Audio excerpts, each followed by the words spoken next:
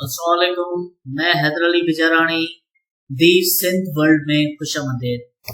Last lecture में हमने world war 2 को डिस्कस किया था, जिसकी लिंक आपको डिस्क्रिप्शन में मिल जाएगी। आज कोल्ड वार के पार्ट 1 पे बात करेंगे। अब कोल्ड वार पे एंटनी बेस्ट ने कहा है कि कोल्ड वार वर्ल्ड वार 2 के खत्म होने के बाद ही स्टार्ट हुई, क्योंकि वर्ल्ड वार 2 से पहले जो एक आइडियोलॉजी हमें मिलती थी वो थी फाशिज्म।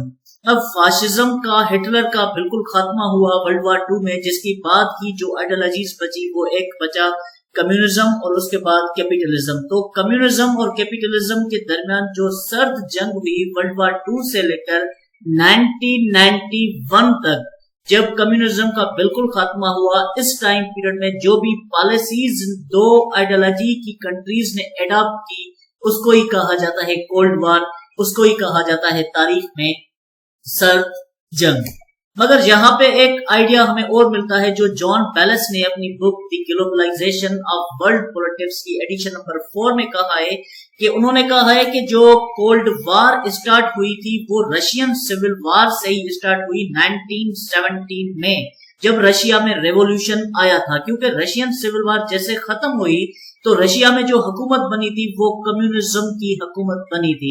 तो तब से लेकर रशिया में और वेस्टर्न कंट्रीज में जहां पे कैपिटलिज्म आइडियोलॉजी थी, उनके दरमियान जो कोल्ड वार सर्द जंग स्टार्ट हुई वो रशियन सिविल वार के बाद ही स्टार्ट हुई।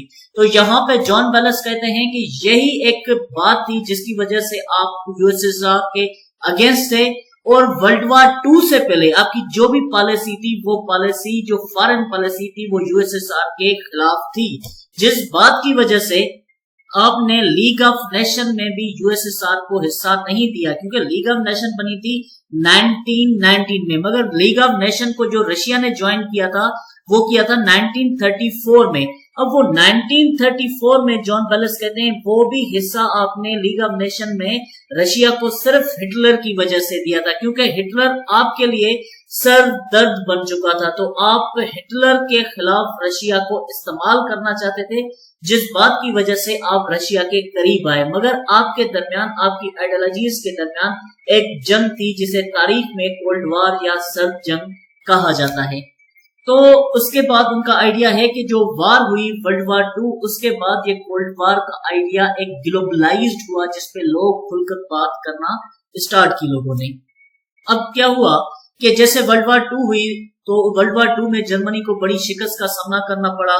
तो उस ही वक्त रशिया ने डिमांड की कि हमें जंगी जुर्माने चाहिए जर्मनी से, क्योंकि ये जो जंग हुई थी वर्ल्ड वार 2 सिर्फ जर्मनी की वजह से, जिससे हमें बहुत बड़ा नुकसान उठाना पड़ा, और इसलिए हमें जंगी जुर्माने चाहिए।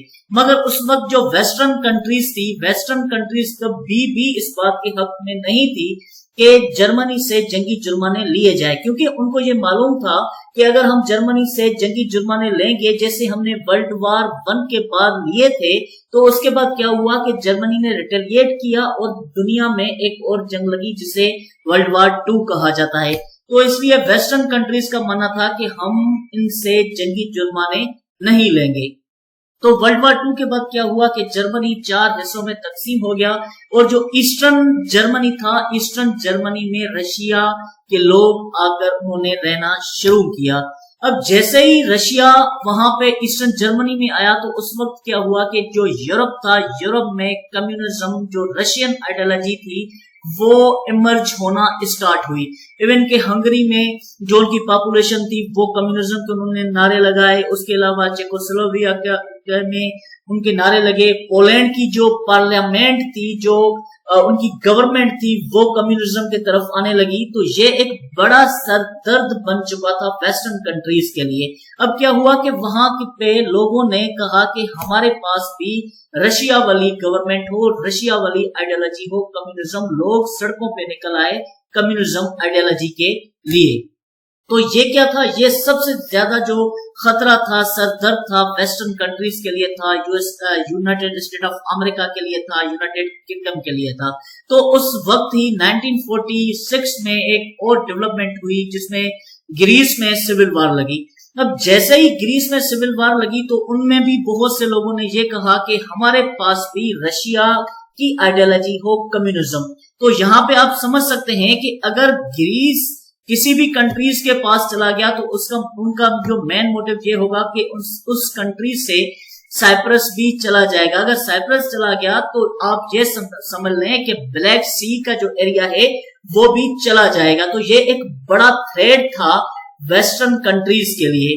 उसके साथ साथ क्या था कि ईरान और तुर्की जो बड़े ही क्लोज अलाइज थे यूएसए के, वेस्टर्न ब्लॉक के, उनको भी बड़ा खतरा था यूएसएसआर से। तो उस वक्त क्या हुआ कि मैं यहाँ पे आपको बताऊं कि ये एक बड़ा डायलेमा था वेस्टर्न वर्ल्ड के लिए, ये कैपिटल इकोनॉमी के लिए, कैपिटलिस्ट कंट्रीज के लिए ये बड़ा एक डायलेमा था कि किस ही हिसाब से यूएसएसआर को, कम्युनिज्म को यहाँ से, इन एरिया से रोका जाए। क्योंकि अगर ये एरियाज उनके पास चले गए तो ये समझ लें कि पर्शियन गल्फ तक वो अपनी एग्जिस्टेंस को बढ़ा देंगे। तो उस वक्त ये जो आइडिया दिया कि कैसे यूएसएसआर को रोका जाए वो था जॉर्ज कैनन, जिसने एक टेलीग्राम लिखा था जिसे तारीख में 8000 वर्ड टेलीग्राम कहा जाता है। अब इसने लिखा कि भाई जितना जल्दी हो सके, ये एक डिप्लोमेट था जो मॉस्को में था यूएसए का, तो जॉर्ज कैनन ने लिखा कि भाई जितनी जल्दी हो सके रशिया को रोको। अगर आपने रशिया को नहीं रोका तो रशिया की जो आइडियोलॉजी कम्युनिज्म है वो पूरी वेस्टर्न कंट्रीज में आ जाएगी और पूरी वेस्टर्न कंट्रीज में कम्युनिज्म फैल जाएगी। तो यहाँ पे इन्होंने ये भी आइडिया दिया कि रोकना कैसे, रोकना है आप तुर्की को और ग्रीस को एड दें। अब यहाँ पे क्या हुआ कि पहली मर्तबा मार्शल प्लान को इंट्रोड्यूस करवा दिया गया 1947 में, जो यूरोपियन रिकवरी एक प्लान था जिसमें यूरोप की जो भी कैपिटलिस्ट इकोनॉमीज थी उनको बड़े एड दिए गए। तो उसके बाद क्या हुआ कि यहाँ पे आप समझ सकते हैं कि कम्युनिज्म की इमर्ज होने को जो खत्म करने की कोशिश की गई वो मार्शल प्लान के थ्रू की गई। तो उसके बाद क्या हुआ कि फिर एक वेस्टर्न कंट्रीज ने और स्टेप लिया, नेटो को बनाया गया। और नेटो का जो मेन मोटिव था वो ये था कि अगर कभी भी रशिया ने किसी भी कैपिटलिस्ट कंट्री के ऊपर अटैक किया तो हम सारी कंट्रीज मिलकर रशिया के साथ जंग लड़ेंगी। तो यहाँ पे अगर आप देखें तो जो पहली मर्तबा नेटो की मेंबरशिप दी गई वो 12 कंट्रीज को दी गई, और वो 12 कंट्रीज वो थे जो जर्मनी के बिल्कुल चारों तरफ थे। मतलब यहाँ पे अगर आप जो येलो कलर देखें तो ये वो कंट्रीज थी जिनको पहली मर्तबा 1949 में नेटो की मेंबरशिप दी गई थी, जिसमें कनाडा और यूएसए भी था। तो ये 10 कंट्रीज, क्योंकि यहाँ पे जो ईस्टर्न साइड था यहाँ पे था रशिया, तो इनका मानना ये था कि कभी भी किसी जगह पे भी अगर रशिया की तरफ से, ईस्टर्न जर्मनी की तरफ से कोई भी एक गोली भी फायर हुई नेटो कंट्रीज के तरफ, कैपिटलिस्ट कंट्रीज की तरफ, तो हम सब कंट्रीज मिलकर इसके ऊपर, ईस्टर्न जर्मनी के ऊपर हमला करेंगे जहां पे रशिया मौजूद है, या इवन के हम रशिया के ऊपर भी हमला कर देंगे। तो ये तारीख में कहा जाता है कि अगर इस वक्त, इस टाइम के दौरान अगर कोई भी रिटेलिएशन होती रशिया की तरफ से कैपिटलिस्ट कंट्रीज के ऊपर, तो शायद तारीख में एक जंग लगती जिसे वर्ल्ड वार 3 का नाम दिया जा सकता था, मगर ऐसा कुछ नहीं हुआ। तो ये था मेरा लेक्चर कोल्ड वार पार्ट 1 पे। मुझे उम्मीद है कि आपको पसंद आया होगा। अगर पसंद आया हो तो लाइक करें, शेयर करें एंड सब्सक्राइब करें। Thank you, that's all.